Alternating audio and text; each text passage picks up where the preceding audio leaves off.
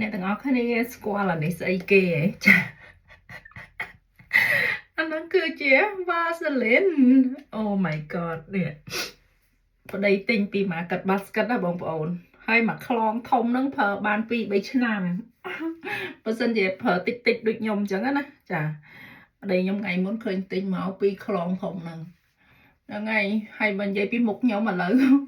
2ខែហើយបងប្អូនខ្ញុំ order ផលិតផលអាពី beauty ហ៎មកប៉ុន្តែបងប្អូនអើយមិនទាន់បានប្រើទេនេះផលិតផលគាត់ណាខ្ញុំមិនទាន់បានប្រើទេអ្នកទាំងអស់គ្នាដោយសារអីខ្ញុំអត់ដឹងថាមូលហេតុអីបានជាមុខខ្ញុំវាទៅជាក្តៅក្រហល់កាហាយយប់ឡើងថ្ងៃឡើងព្រឹកល្ងាចអីអញ្ចឹងណាអាហ្នឹងប្រហែលជាមកពីខ្ញុំដាក់អាម៉ាស៊ីនកម្ដៅឆ្អឹងខ្នងហើយវាអស់ជាតិទឹកខ្លាំងពេកណាដល់ពេលអញ្ចឹងទៅខ្ញុំមានណាខ្ញុំលាបតែ Vaseline ហ្នឹងនេះលាបតែ Vaseline ទេមួយថ្ងៃទៅមួយថ្ងៃហើយសំបីតាការពារកម្ដៅថ្ងៃអីក៏លាបអត់កើតដែរវាអញ្ចឹងណាខ្ញុំប្រើតែផលិតផលរបស់ Happy Beauty ទេនេះឃើញទេច្រើនមែនតើឃើញទេប៉ុន្តែឥឡូវគឺថាខ្ញុំទុកចោលសិនចាំដល់ពេលស្បែកមុខខ្ញុំវាលែងអីហើយវាមកដូចដើមហើយបាទខ្ញុំប្រើវិញអញ្ចឹងណាខ្ញុំអត់បន្ទោសថាអូផលិតផលគេអត់ល្អអីអត់ទេគឺផលិតផលគេផលិតនៅកូនខ្មែរយើងផលិតនៅអាមេរិកនេះណាផលិតផលគេល្អចាប៉ុន្តែដោយសារតែខ្ញុំដាក់អាប្រដាប់មួយដែលកម្ដៅឆ្អឹងខ្នងខ្ញុំញីឆ្អឹងខ្នងខ្ញុំនេះហើយខ្ញុំដាក់វារាល់ថ្ងៃមួយថ្ងៃ2ម៉ោង3ម៉ោង2ម៉ោង3ម៉ោងទៅវាធ្វើឲ្យខ្ញុំនឹងអស់ជាតិទឹកពីក្នុងខ្លួនហើយវាធ្វើឲ្យខ្ញុំនឹងលំងាស់ក្តៅក្រហល់កាហាយអញ្ចឹងណាអញ្ចឹងបានថានៅក្នុងខ្លួនយើង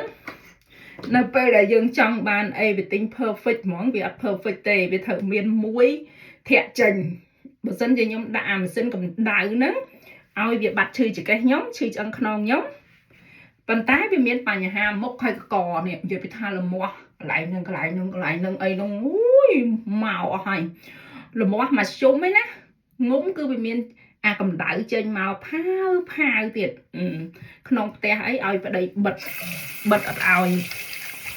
ឲ្យដាក់នេះទេដាក់ហ៊ីតដាក់អីខ្លាំងឯងមានអារម្មណ៍ថាវាក្តៅអីអញ្ចឹងណា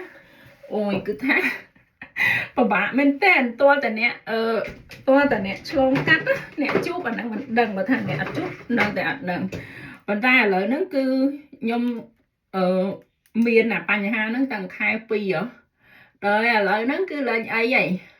ខ្ញុំលេងដាក់ម៉ាស៊ីនហ្នឹងប៉ុន្តែខ្ញុំនៅតែប្រើ Vaseline ដដែលដោយសារអីគឺខ្ញុំ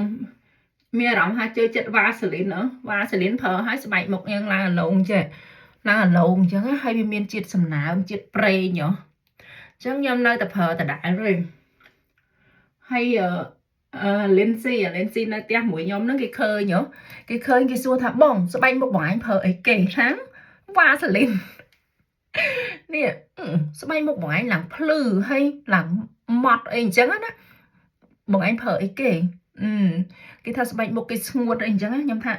Vaseline យក Vaseline មកដបទៅឲ្យគេមើលចានេះ Vaseline ហ្នឹងហើយម្យ៉ាងដែរដល់ពេលគេសួររឿងស្បែកមុខអញ្ចឹងនេះឃើញហ៎គឺឡើងអញ្ចឹងស្បែកមុខគឺខ្ញុំលាបតែអាហ្នឹងឯងហើយស្រួលដែរវាអត់មានអីកប៉ិកកប៉ុកច្រើនអត់មានសេរ៉ូមអត់មាន sunscreen អត់មានអីទាំងអស់អត់មាន cream អត់មានអី nothing គឺដាក់តា Vaseline មកដុំមកប៉ាតយកទៅហើយរួចរាល់អូខេធម្មជាតិ